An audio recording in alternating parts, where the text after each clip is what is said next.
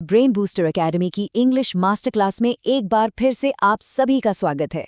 ये है एक पढ़ाई के साथ हमारा खास कोलैबोरेशन और आज हम एक्टिव और पैसिव वॉइस की दुनिया में थोड़ा और गहरा गोता लगाने वाले हैं। तो पार्ट 1 में हमने फाउंडेशन तो बना लिया था, है ना?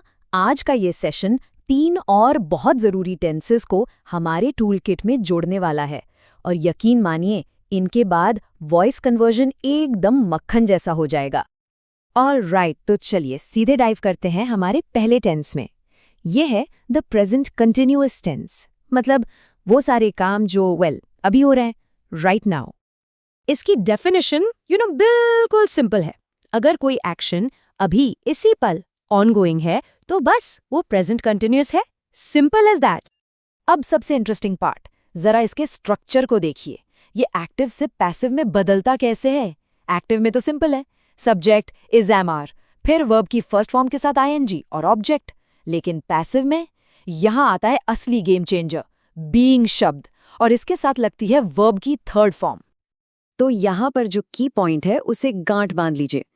पैसिव वॉइस में जहां भी बीइंग दिखा, समझ जाइए कि टेंस कंटिन्यूअस है और वर्ब वो तो हमेशा, और आई मीन हमेशा, थर्ड फॉर्म में ही रहेगा, नो एक्सेप्शंस। चलिए इसे कुछ एग्जाम्पल से समझते हैं। देखिए, he is playing football, active है। पैसिव में क्या हुआ? Football is being played by him. Football जो ऑब्जेक्ट था वो सब्जेक्ट बन गया, इज के साथ बीइंग लग गया और प्ले का V3 प्लेड। देखा, it's all about the formula. चलिए अब आगे बढ़ते हैं हमारे दूसरे टेंस की तरफ, द सिंपल पास्ट टेंस। जैसा नाम से ही पता चल रहा है, ये उन एक्शंस के लिए हैं जो पास्ट में हो चुके हैं, खत्म, द जॉब इज डन। यहाँ स्ट्रक्चर में जो शिफ्ट है उसे ध्यान से देखिए। एक्टिव वॉइस में वर्ब की सेकंड फॉर्म यानी V2 का इस्तेमाल होता है, लेकिन जैसे ही हम पैसिव में आते हैं V2 की जगह ले लेते हैं वॉज या वर और साथ में ऑफकोर्स वर्ब की थर्ड फॉर्म। और हाँ, एक बहुत जरूरी बात कि वॉज लगाना है या वर, इसका फैसला कौन करेगा? इसका फैसला करेगा हमारा नया सब्जेक्ट, मतलब जो एक्टिव वॉइस में ऑब्जेक्ट था अब वो हीरो है और उसी के हिसाब से वर्ब लगेगा। सिंगुलर सब्जेक्ट के साथ वॉज, प्लूरल के साथ were. Let's see this in action. पहला example, I wrote a letter, active voice. Passive में ये बन गया a letter was written by me. अब यहाँ अ लेटर सिंगुलर है ना, इसीलिए हमने वॉज लगाया, सिंपल लॉजिक। और अब बारी है आज के हमारे तीसरे और आखिरी टेंस की, द पास्ट कंटिन्यूअस टेंस। ये उन एक्शंस के बारे में है जो पास्ट में किसी पॉइंट पर चल रहे थे, मतलब देवर इन प्रोग्रेस, खत्म नहीं हुए थे। अब देखिए, अगर आपने प्रेजेंट कंटिन्यूअस को समझ लिया है तो ये आपके लिए अ पीस ऑफ केक है। लॉजिक बिल्कुल सेम है, रूल वही है, बस हेल्पिंग वर्ब बदल जाता है। इज एमआर की जगह you guessed it was were आ जाता है। ये देखिए, जो मेन फॉर्मूला है वो जस का तस है, बीइंग अपनी जगह पर, वर्ब की थर्ड फॉर्म भी अपनी जगह पर, बस इज एमआर को पास्ट में भेज दिया तो वो बन गए वॉज या वर, दैट्स इट। इस कॉन्सेप्ट को पक्का करने के लिए चलिए कुछ एग्जाम्पल्स पर नजर डालते हैं। दे वर वॉशिंग क्लोथ्स, पैसिव में क्या होगा? Clothes were being washed by them. यहाँ क्लोथ्स प्लूरल है तो नेचुरली वर का इस्तेमाल हुआ। सी, इट ऑल कनेक्ट्स। फैंटास्टिक। तो ये थे हमारे 3 टेंसेस।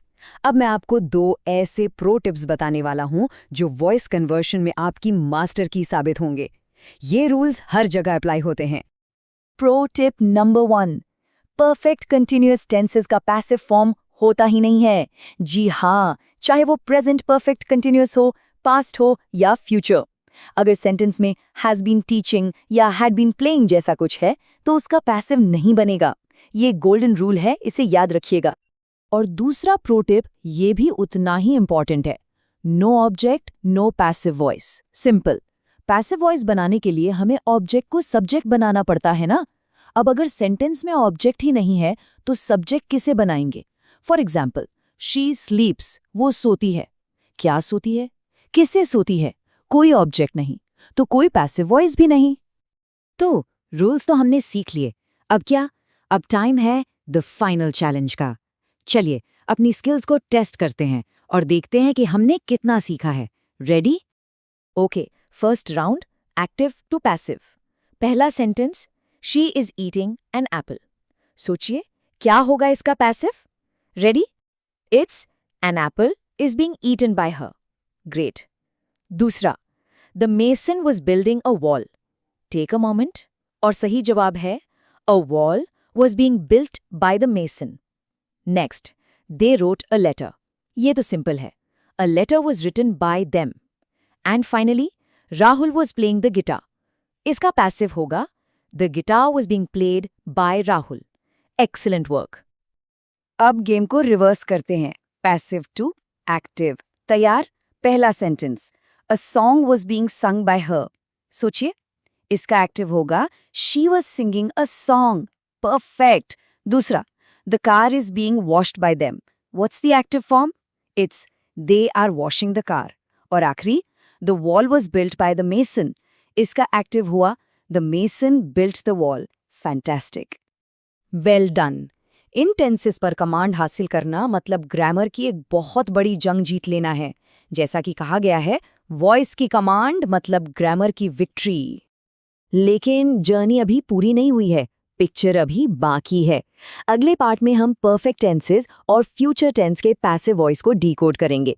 और इतना ही नहीं, शुड, कैन, मस्ट जैसे मॉडल्स और कमांड्स का पैसिव कैसे बनता है, ये सब और बहुत कुछ जानेंगे हम पार्ट 3 में।